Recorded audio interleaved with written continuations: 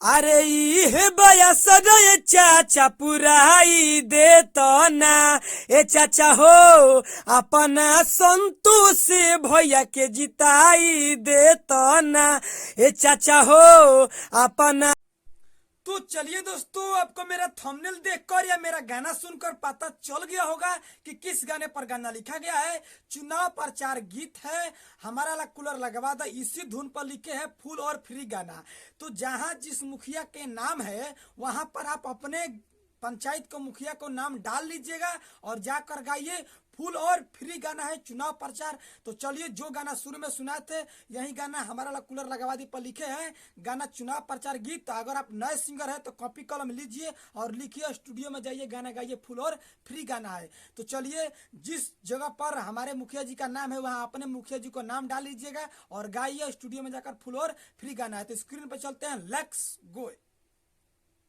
चलिए, ये मुखड़ा है, देखिए हम मुखड़ा को गा रहे हैं कि अरे गाँव के नेता नहीं बेटा बनियले, दे दी आशीर्वाद चाचा सिरावा झुकइले। अरे चाचा सुन हो, अरे गाँव के नेता नहीं बेटा बनियले, दे दी आशीर्वाद चाचा सिरावा झुकइले।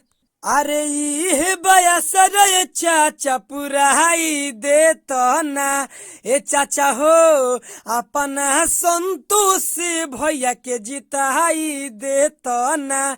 ए चाचा हो अपना संतोष भैया के जिताई दे तो ना।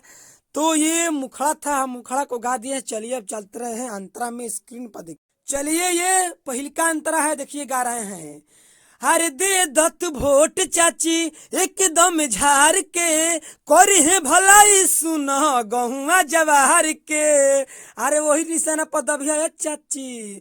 हर दे दत्त वोट चाची एकदम झार के, करी है भलाई सुन गहुआ जवाहर के। अरे अनकी दन दे के तू वोटे आजमाई ले तू ना। ए चाची हो अपना शिवजी भैया के जिताई दे तू ना। ए चाची हो अपना शिवजी भैया के जिताई दे तू ना। तो ये फर्स्ट अंतरा था, हम अंतरा को गाए। अब चलिए चलते हैं दूसरा का अंतरा को, और स्क्रीन पर देखिए। चलिए, ये दूसर का अंतरा है, देखिए हम गा रहे हैं। अरे गोली नोली बन जाई कॉलोनी होई पास हो, सब कोई वोट दो जा सही के साथ हो। अरे गोली नोली बन जाई कॉलोनी होई पास हो, सब कोई वोट दो जा सही के साथ हो। अरे राजा सिंहनिया के कहना मानी ले तो ना।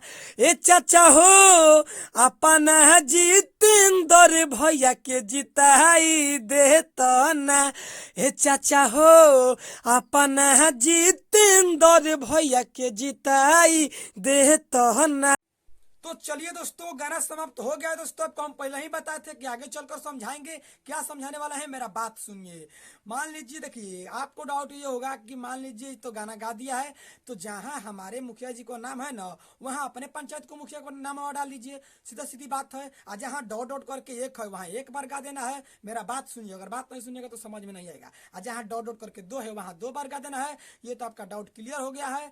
देखिए दोस्तों, अगर आप हमसे पर्सनली चुनाव प्रचार गीत लिखवाना चाहते हैं या और कोई गाना लिखवाना चाहते हैं दुर्गा पूजा के, तो हमारे जो स्क्रीन पर मोबाइल नंबर दिख रहा है इस पर कॉल करें और कम से कम खर्च में हमसे गाना लिखवा सकते हैं। तो चलिए दोस्तों, अभी तक हमारे चैनल को सब्सक्राइब नहीं किया तो सब्सक्राइब कर लीजिए, एक लाइक कर लीजिए और कमेंट में बताइए मेरा गाना कैसा लगा। अगर आप चैनल का अपना प्रमोशन करवाना चाहते हैं, अगर आपका चैनल है, अगर आप प्रमोशन करवाना चाहते हैं, कम्युनिटी में रहना चाहते हैं, सब्सक्राइबर बढ़ाना चाहते हैं, तो कमेंट करिए और बोल दीजिएगा हमारे सर ये कम्युनिटी मार दीजिएगा भैया, हम उसका कम्युनिटी मार देंगे। ठीक है ना, और फोन करके हम उसके कॉन्टेक्ट कर सकते हैं। तो चलिए दोस्तों, आज का इतना वीडियो है, इसके लिए बाय बाय।